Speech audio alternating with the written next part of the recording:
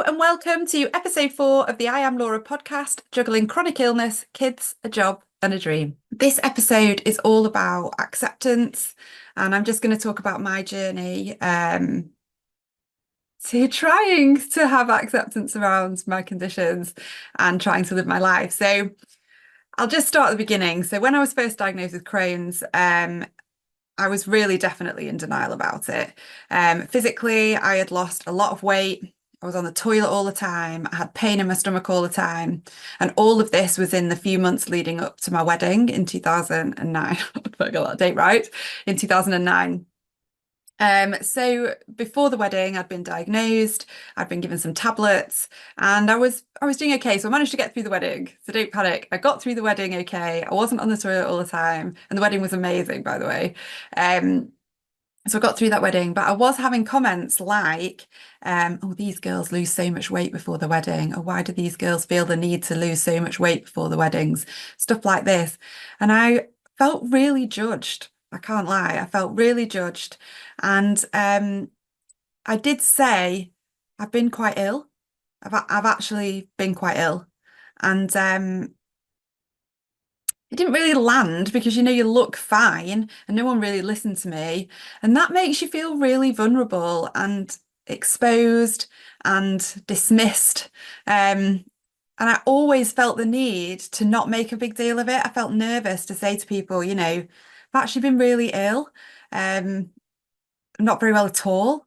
I'm on medication. I actually didn't have the confidence to say that to people. And I'm quite an open book, but I don't know what it was. I just couldn't say this to people to try and help them to understand. Um, so even though I was downplaying this and I was not making a big deal of it, inside, I just wanted to shout. I wanted to shout, I have been really ill. I am in loads of pain. I have been stuck on the toilet for months. That's why I'm thin, because everything just comes straight out. Like there's just nothing. So, you just want to shout this at people and try and help them or make them listen and understand and not judge you for being thinner than you normally are because you have lost weight because of your illness. Um, so when I got this virus and this awful face pain started, again, I'm downplaying it. So I haven't got, this is not a good day for me. I've got quite a lot of facial pain on the right hand side of my face. But you're looking at me and you're listening to me talking, and I sound normal. I don't come across as though I've got any pain. And this is the thing, is that we downplay these things. We try and cover them up because we're trying to carry on with our lives, even though this virus and this facial pain has completely changed my world, changed the world as I knew it and how I thought I was going to live and the path that I thought I was going to take. So people know I've got facial pain. I tell people, I suffer from chronic facial pain. But then I get people saying to me, oh, are your headaches bad? How are your headaches? And I'm there going, honestly, I just don't know what to say. I just don't know what to say because obviously I don't have headaches. I have facial pain, and I'm trying to tell people I don't have headaches. I have facial pain, but how many times can you say this? How many times? So, all of this helps to lead to this sort of denial. No one can see it. I feel like it's all in my head, like I'm making it up. Nobody really believes me. I'm in denial about this. And so therefore I start to push myself, and I'm trying to push myself to carry on as normal, to just be totally normal.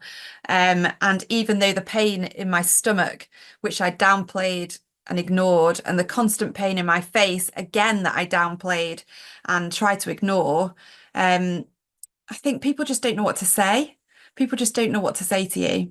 So anyway, when I was in my very dark period in 2022, I had to go through this process of acceptance. The whole cream things, I just sort of took on the chin and cracked on with it. And I was still at work, and I was just, I don't know, I was on medication. It was okay.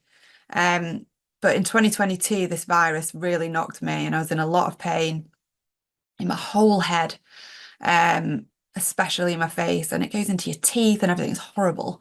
Anyway, I had to go through this process of acceptance, trying to accept that this is me and this is my reality, and really trying to give myself a break about, you know, feeling guilty about trying to juggle these doctor's appointments, so many of them, so many trips to the chemist and the pharmacy, so many tablets to take, remembering to take them. I have to take them at certain times of day. I have to take them a certain space apart. So I'm constantly clock watching to see what time it is, to see whether it's time for me to take my tablets again.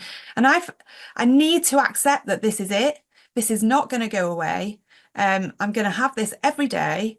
I have to take these tablets every day or I can't function.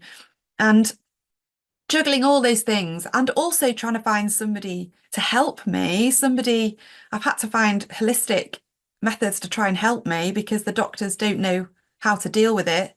So all of this is going on whilst I'm trying to hold down a job, I'm trying to look after two kids, and I'm having this enormous clawing need inside me to do more with my life. So there's a lot. There's a lot going on inside me, and trying to deal with that is difficult. It's a bit of an outlet for me so that I can tell you about this, but this need to do more. And I feel like it can't possibly just be me who feels this way. So acceptance of my conditions is really important, but it's been really hard. I don't want to accept that this is, I'm going to be like this. It's awful. I want to fight against it. I want to deny it. I want it to go away, but it's not going to go away. It's every day. I have to accept it.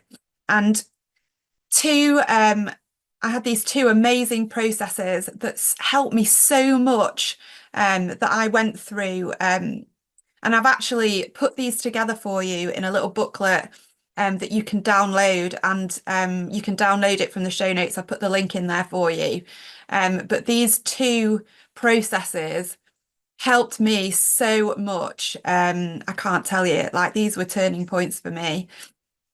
And they are things that you can come back to over and over again whenever you're feeling down and out, whenever you're feeling like you don't know what to do, whenever you feel like you haven't got any clarity, you don't know what direction to go in, you feel cross. Um, these two techniques are things that you can come back to, and I've created a little booklet for you, and they are in the show notes. So I'm still working on that acceptance of myself. And actually, it's taken me till now, so 2024, to be brave enough to talk about it, really.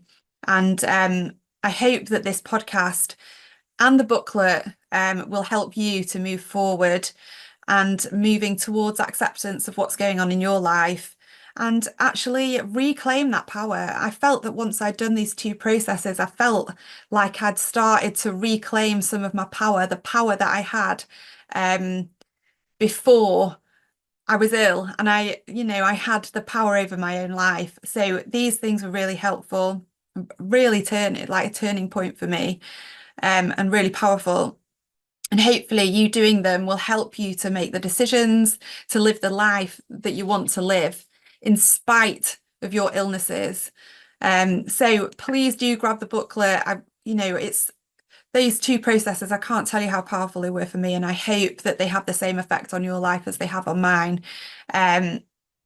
This booklet is your companion, so this is yours. I want it to feel like yours. It's not me telling you what to do. It's me offering two things to you that really helped me, and I really hope will help you as well.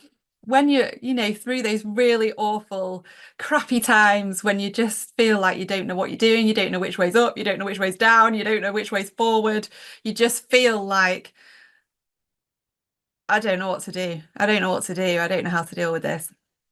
So these are to help you.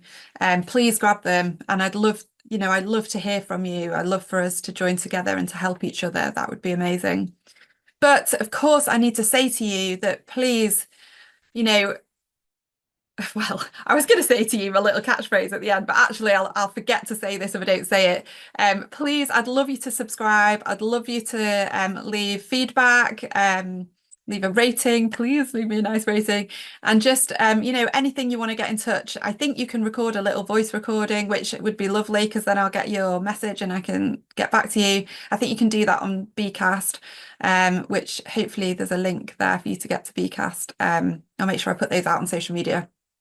Follow me on social media, that'd be lovely. And then I can speak to you through there as well. Okay, um, thank you for listening to me today. I really hope that you grab this booklet and just use it as your companion to help you in those really awful times.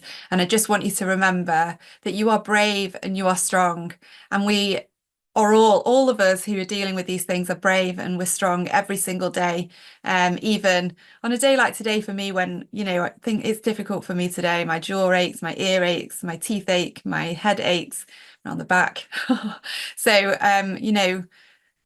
we are brave and we are strong and we do keep going on. We keep working through it and we keep going. And of course, please keep sharing your magic.